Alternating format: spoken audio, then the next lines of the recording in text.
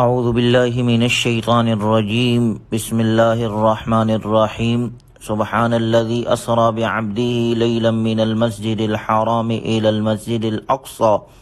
الذي باركنا حوله لنريه من آیاتنا انه هو السمیع البصیر۔ سورہ بنی اسرائیل کی ابتدا ہے۔ یہ سورت 111 آیات اور 12 رکوعات پر مشتمل ہے۔ اس سورت کو سورہ بنی اسرائیل اس لیے کہتے ہیں کہ اس میں بنی اسرائیل کے ساتھ پیش آنے والے دو اہم واقعات کا تذکرہ ہے۔ اس مناسبت سے سورت کا نام سورہ بنی اسرائیل ہے، اور اس سورت کا دوسرا نام سورہ اسراء بھی ہے۔ اسراء سفر معراج کو اور خاص طور پر اس سفر کے اس حصے کو کہا جاتا ہے جس میں آپ علیہ الصلاۃ والسلام کو مسجد حرام سے بیت المقدس لے جایا گیا۔ سورت کا آغاز ہی چونکہ اس معجزانہ سفر کے تذکرے سے ہوا، اس لیے اس سورت کو سورہ اسراء بھی کہا جاتا ہے۔ سبحان الذی اسری بعبدہ لیلا من المسجد الحرام الی المسجد الاقصی۔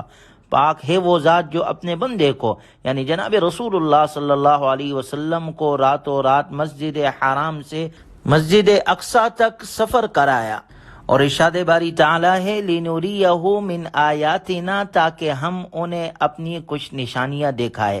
اس آیت مبارکہ میں جناب رسول اللہ صلی اللہ علیہ وسلم کو مسجد حرام سے مسجد اقصی تک کی سیر، جس کو سفر اسراء کہتے ہیں، اس کا تذکرہ ہے۔ اور سورہ نجم میں اللہ نے ذکر کیا عند سدرۃ المنتہی عندہا جنۃ المأوی اذ یغشی السدرۃ ما یغشی ما زاغ البصر وما طغی لقد رأى من آیات ربہ الکبریٰ۔ اس میں اللہ تبارک و تعالی نے آپ علیہ الصلاۃ والسلام کے سفر معراج کا ذکر کیا، یعنی یہ آپ علیہ الصلاۃ والسلام کا معجزہ تھا کہ حضرت جبرائیل علیہ الصلاۃ والسلام آپ علیہ الصلاۃ والسلام کے پاس آئے اور رات کے وقت آپ کو ایک براق نامی سواری پر سوار کر کے جو انتہائی تیز رفتاری کے ساتھ آپ کو مسجد حرام سے بیت المقدس لے جایا گیا۔ یہ سفر معراج کا پہلا مرحلہ تھا، اس کو اسراء کہا جاتا ہے۔ اور اسی موقع پر آپ علیہ الصلاۃ والسلام نے بیت المقدس میں امامت کرائی، جہاں سے آپ کو امام الانبیاء کا لقب ملا۔ پھر بیت المقدس سے آپ علیہ الصلاۃ والسلام کا آسمانوں کی طرف سفر، جس کو معراج کہا جاتا ہے، اور آسمانوں میں مختلف انبیاء اکرام علیہم الصلاۃ والسلام سے ملاقات ہوئی۔ اس کے بعد جنت کے ایک درخت سدرۃ المنتہی پر آپ تشریف لے گئے، اور آپ کو اللہ تعالیٰ سے براہ راست ہم کلامی کا شرف عطا ہوا۔ اس موقع پر اللہ تبارک و تعالیٰ نے آپ کی امت پر 5 نمازیں فرض فرمائی۔ پھر رات ہی رات میں آپ علیہ الصلاۃ والسلام واپس مکۃ المکرمہ تشریف لے آئے، اور صبح میں آپ علیہ الصلاۃ والسلام نے اپنے اس معجزے کا ذکر کیا، جس کی سب سے پہلے تصدیق حضرت ابوبکر رضی اللہ عنہ نے کی، جس سے ان کو صدیق اکبر کا لقب ملا۔ یعنی اس صورت مبارکہ کی پہلی آیت میں اللہ تبارک و تعالی نے آپ علیہ الصلاۃ والسلام کے اس معجزے کو ذکر کیا، اور اس واقعے کو اسراء اور معراج دونوں نام سے یاد کیا جاتا ہے۔ اگلی آیات میں اللہ تبارک و تعالی نے بنی اسرائیل کا خاص طور پر ذکر کیا، وَآتَيْنَا مُوسَى الْكِتَابَ وَجَعَلْنَاهُ هُدًى لِّبَنِي إِسْرَائِيلَ أَلَّا تَتَّخِذُوا مِن دُونِي وَكِيلًا ذُرِّيَّةَ مَنْ حَمَلْنَا مَعَ نُوحٍ إِنَّهُ كَانَ عَبْدًا شَكُورًا۔ اللہ تعالیٰ کا ارشاد ہے کہ ہم نے موسیٰ علیہ الصلاۃ والسلام کو کتاب دی، یعنی تورات عطا کی، اور ہم نے اسے بنی اسرائیل کے لیے ہدایت بنایا کہ تم لوگ میرے علاوہ کسی کو کارساز نہ بناؤ، اے ان لوگوں کی اولاد جن کو ہم نے نوح علیہ الصلاۃ والسلام کے ساتھ کشتی میں سوار کیا تھا، اور وہ بڑے شکر گزار بندے تھے۔ حضرت نوح علیہ الصلاۃ والسلام کی کشتی کا حوالہ خاص طور پر اس لیے دیا گیا کہ جو لوگ اس کشتی میں سوار ہوئے تھے انہیں اللہ تعالیٰ نے طوفان میں ڈوبنے سے بچا لیا تھا۔ یہ اللہ تعالیٰ کا خاص کرم تھا، اسے یاد دلا کر فرمایا جا رہا ہے کہ اس نعمت کا شکریہ ہے کہ ان لوگوں کی اولاد اللہ تعالیٰ کے سوا کسی اور کو اپنا معبود نہ بنائے۔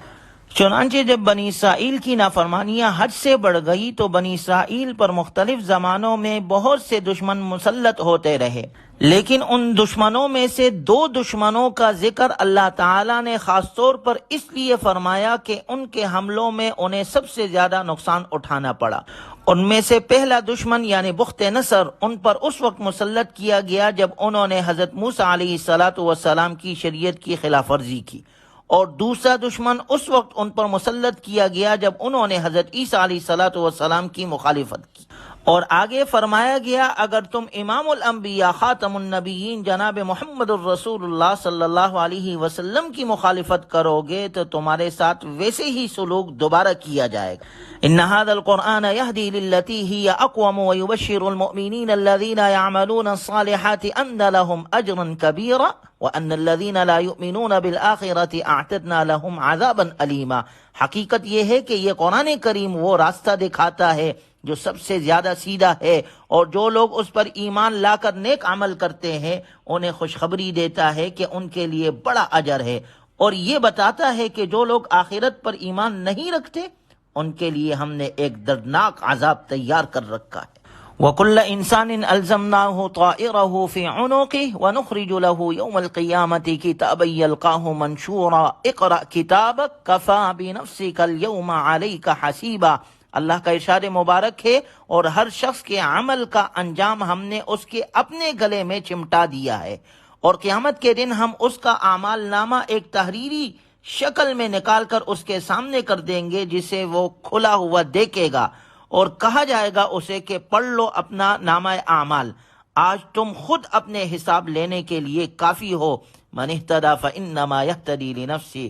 سو جو شخص سیدھی راہ پر چلتا ہے تو وہ خود اپنے فائدے کے لیے چلتا ہے، ومن ضل فانما یضل علیہا، اور جو گمراہی کا راستہ اختیار کرتا ہے اور وہ اپنے ہی نقصان کے لیے اختیار کرتا ہے، اور کوئی بوجھ اٹھانے والا کسی دوسرے کا بوجھ نہیں اٹھائے گا، اور ہم کبھی کسی کو اس وقت تک سزا نہیں دیتے جب تک کوئی پیغمبر اس کے پاس نہ بھیج دے۔ یعنی جب لوگ حق سے انکار کر دیتے ہیں اور نبی کی تعلیمات کے منکر ہو جاتے ہیں اور اللہ کے احکامات کو توڑ دیتے ہیں، سرکشی پر اتر آتے ہیں، تب اللہ کی طرف سے عذاب آتا ہے۔ وَكَمْ أَهْلَكْنَا مِنَ الْقُرُونِ مِنْ بَعْدِ نُوحٍ، اور اللہ کا ارشاد ہے کہ کتنی ہی نسلیں ہیں جو ہم نے نوح علیہ الصلوۃ والسلام کے بعد ہلاک کی، اور تمہارا رب اپنے بندوں کے گناہوں سے پوری طرح باخبر ہے، سب کچھ اللہ دیکھ رہا۔ آگے اللہ تبارک و تعالی نے دو قسم کے لوگوں کی مثال ذکر کی ہے، ایک وہ ہے من کان یرید العاجلۃ عجلنا له فیہا ما نشاء لمن نرید ثم جعلنا له جہنم۔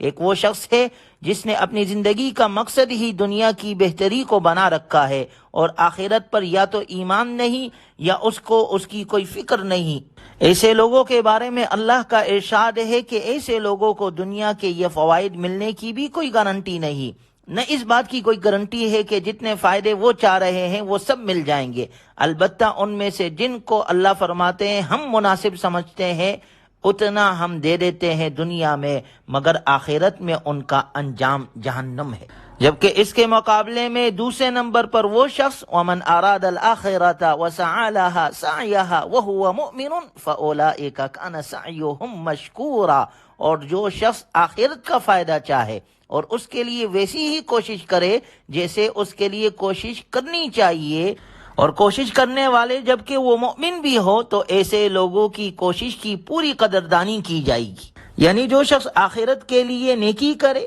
اور پھر اپنا نیک عمل اخلاص کے ساتھ بھی ہو، اور پھر وہ کرنے والا مومن بھی ہو، تو اللہ تبارک و تعالی فرماتے ہیں کہ ہم اس کے اس عمل کے بدلے میں اس کو آخرت میں جنت عطا کریں گے، دنیا بھی اس کی اچھی کریں گے اور آخرت میں بھی اس کو نعمتوں سے نوازیں گے۔ اللہ تبارک و تعالی ہمیں عمل صالح کی توفیق عطا فرمائے اور دنیا آخرت میں ہمیں نعمتیں نصیب فرمائے، قرآنی تعلیمات کے مطابق اپنی بقیہ زندگی گزارنے کی توفیق عطا فرمائے۔ وآخر دعوانا الحمد للہ رب العالمین۔